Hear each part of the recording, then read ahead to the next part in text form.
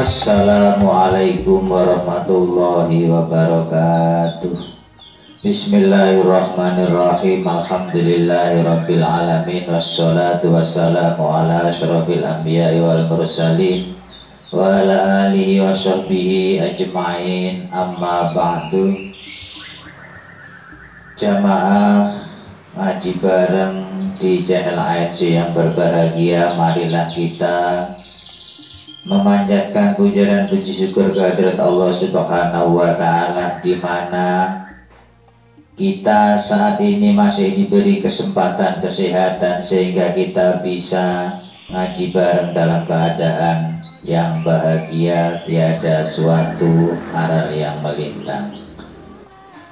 Kedua kalinya semoga salawat salam tetap terlimpahkan kepada junjungan Nabi besar Muhammad sallallahu alaihi wasallam yang kita tunggu-tunggu syafaatnya min yamina hadza ila yaumil qiyamah. Amin Allahumma amin.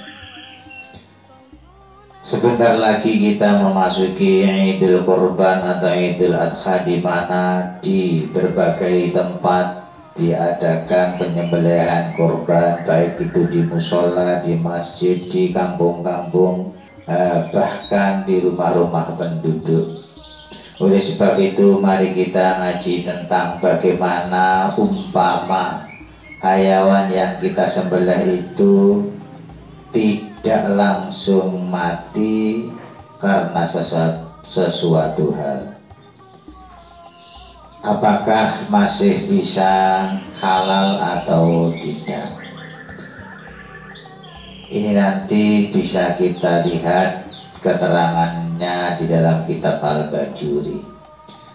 Untuk mengawali pengajian kali ini, kita akan melihat kesunahan ketika kita menyembelih korban. Di dalam kitab Al-Iqna disebutkan kita ketika menyembelih hewan ini ada 5 atau bahkan 9 kesunahan. Yang pertama yaitu membaca tasmiyah, misalnya bismillah.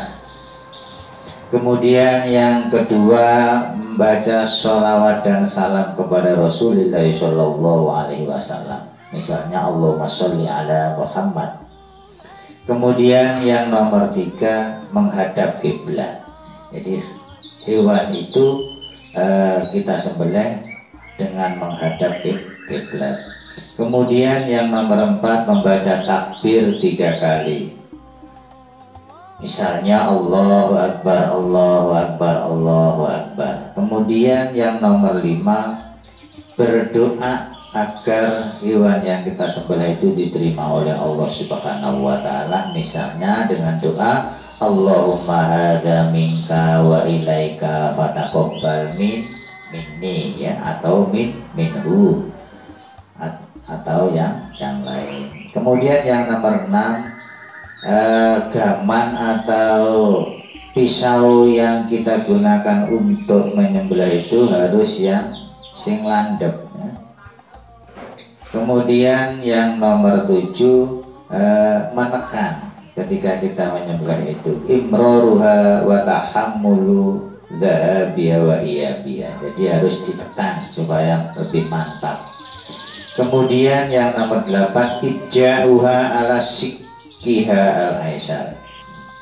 Yang nomor 8 yaitu kita baringkan hewan tersebut itu kepada bagian yang kiri, berarti kepala di selatan, dan sekaligus kedua kakinya itu di seripung, ya, kecuali kaki yang kanan, berarti belakang yang kanan. Kemudian kalau 9, kalau unta itu di bondo, ya, aklul ibil. Itu kesunahan-kesunahan yang dianjurkan ketika kita menyembelih hewan, termasuk hewan kurban, hewan akikah dan lain-lain. Mengenai pertanyaan bagaimana ketika ada hewan yang disembelih akan tetapi tidak langsung mati sehingga perlu diulangi lagi? Jawabannya adalah sah jikalau antara sembelihan tersebut itu tidak lama. Jarak antara penyembelihan pertama dan yang kedua itu tidak lama, atau jaraknya lama namun pada penyembelihan yang kedua terdapat hayat mustaqirrah, itu hidup yang masih tetap, hidupnya hewan itu masih tetap. Catatannya adalah tanda-tandanya hayat mustaqirrah itu adalah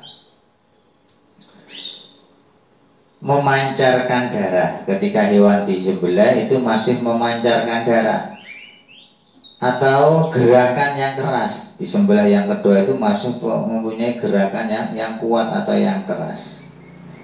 Diterangkan di dalam kitab Al-Bajuri, qauluhu daf'atun wahidatun la fi daf'ataini, ya.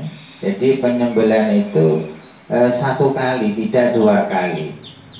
Tidak dua kali itu kalau memang tidak ada hayat mustaqirrah. Kalau masih ada hayat mustaqirrah bukan apa-apa. Idza lam tujad hayatun mustaqirratun inda daf'atit tsaniyah. Jadi fayahillu al-madbuh hina idzin, ketika masih ada hayat mustaqirrah pada penyembelihan yang kedua ataupun bahkan yang ketiga, ini tidak apa-apa, halal yang disembelih.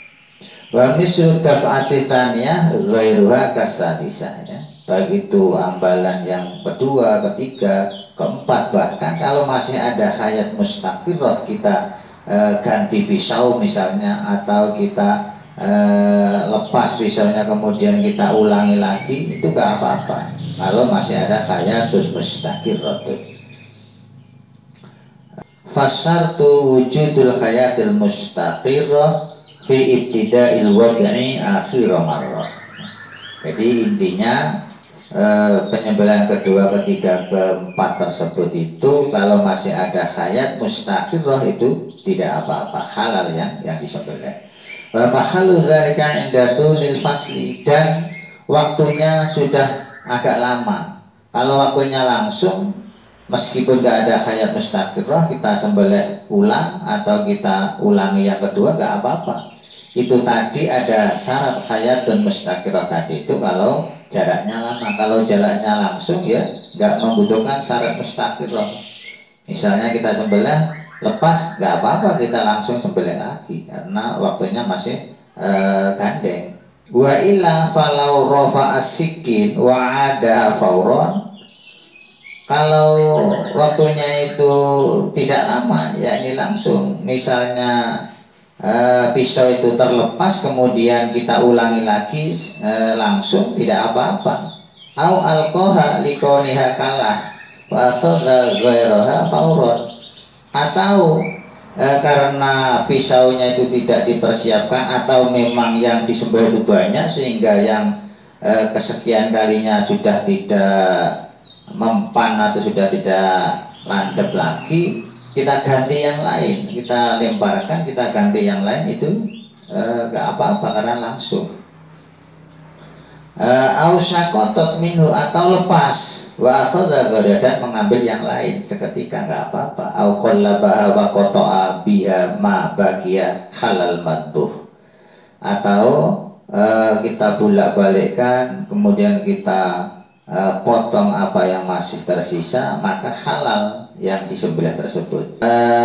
Ila angkol wa alamatuha in fijarud dam awil harakatul anifah fayakfi ahaduhuma alal mu'tamad. Alamatnya hayat mustaqirrah itu adalah memancarkan darah atau gerakan yang keras, masih ada gerakan yang keras, dan cukup misalnya salah satunya saja, ada darah, memancarkan darah atau gerakan yang keras, salah satunya itu cukup, tidak harus kedua-duanya menurut kaul yang mu'tamad.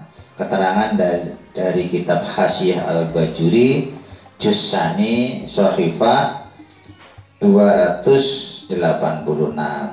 itu tentang penyembelihan yang tidak langsung beres, tidak langsung mati ketika satu kali, maka kalau diulangi seperti keterangan yang sudah diperinci di atas. Ada kurang lebihnya minta maaf. Wallahul muwafiq ila muwaffiq thoriq. Assalamualaikum warahmatullahi